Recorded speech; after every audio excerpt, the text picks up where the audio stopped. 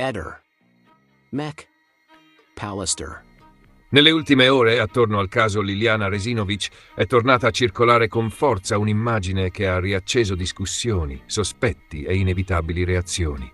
Al centro della scena c'è Sebastiano Visintin, marito di Liliana e unico indagato nell'inchiesta sull'omicidio della donna, immortalato a Riccione insieme a Davide Barzan, volto mediaticamente molto noto in altre vicende di cronaca nera. La fotografia ha colpito perché non mostra un incontro qualunque, né un incrocio casuale da marciapiede. Mostra due figure che, per ragioni diverse, gravitano entrambe attorno a casi ad altissima esposizione mediatica. E proprio per questo ogni loro apparizione pubblica finisce inevitabilmente per generare domande, interpretazioni e polemiche. Il punto però non è soltanto la foto. Il punto è tutto ciò che quella foto si porta dietro. Perché quando un uomo al centro di una delle vicende più discusse degli ultimi anni viene visto insieme a un consulente diventato notissimo nel racconto televisivo e mediatico della cronaca nera, il dibattito si sposta immediatamente dal semplice fatto all'ipotesi.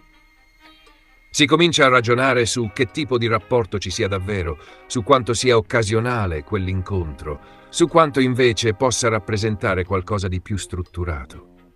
Anche perché Visintin, nel frattempo, aveva già dovuto fare i conti con il passo indietro di Luciano Garofano, figura importante nel suo fronte difensivo e tecnico, elemento che rende ancora più inevitabile la domanda che da quel momento si sono fatti in molti. Chi potrebbe entrare domani nel suo perimetro di consulenza o di difesa? Pubblicamente, la linea di Visintin è stata quella di ridimensionare tutto. Ha parlato di una conoscenza, di una serata, di un pasto condiviso, negando che ci fosse stato un vero confronto sul caso di Liliana. Una versione che sul piano formale prova a spegnere l'incendio prima che divampi. Ma il problema, per così dire, è che quando una vicenda giudiziaria e mediatica arriva a questo livello di tensione, non basta una smentita asciutta per far sparire i dubbi. Anzi, spesso succede l'esatto. Più si cerca di liquidare l'episodio come marginale, più quel dettaglio finisce per essere osservato, ingrandito, discusso. Perché in casi del genere nessuno guarda mai davvero una foto per quello che è. La guardano tutti per quello che potrebbe significare. Ed è qui che il quadro si fa ancora più interessante. Perché questo incontro, secondo quanto filtra attorno alla vicenda, non andrebbe letto come un episodio del tutto isolato o sorprendente. Non sarebbe neppure la prima volta, infatti, che Visintin e Barzan si incontrano. E questo cambia parecchio la prospettiva, perché trasforma l'immagine da semplice curiosità a tassello di una frequentazione, o comunque di contatti che, se confermati in modo più netto, avrebbero un peso ben diverso nella lettura complessiva dei rapporti in campo.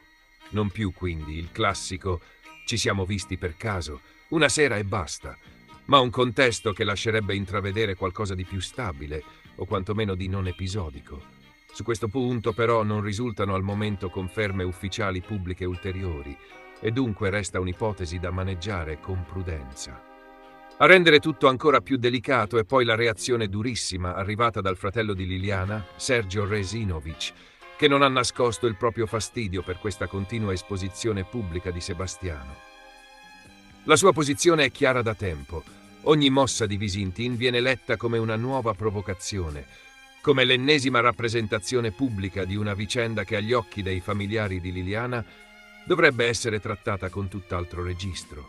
E proprio per questo quella foto non è stata percepita come un fatto neutro, ma come un'altra tappa di una lunga sequenza di immagini, apparizioni, dichiarazioni e movimenti che continuano a tenere il caso su un piano non solo giudiziario, ma anche fortemente simbolico e mediatico.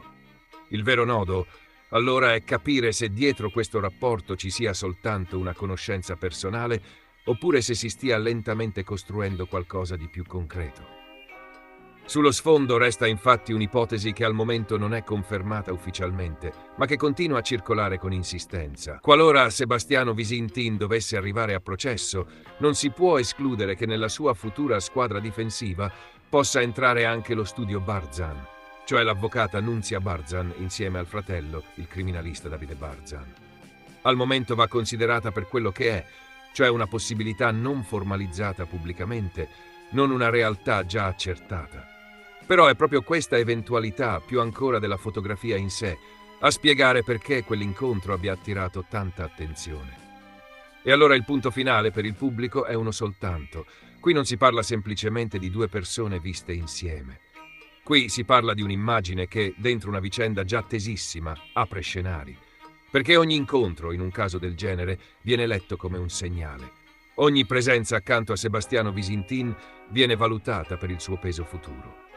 Ogni nome che compare al suo fianco diventa automaticamente materia di analisi, di sospetto, di previsione. E in effetti la vera domanda non è tanto chi abbia incontrato quella sera. La vera domanda è un'altra. Quell'incontro era solo una fotografia del presente, oppure un'anticipazione di ciò che potrebbe vedersi più avanti nelle aule giudiziarie? Ehi, non dimenticare di iscriverti a questo canale.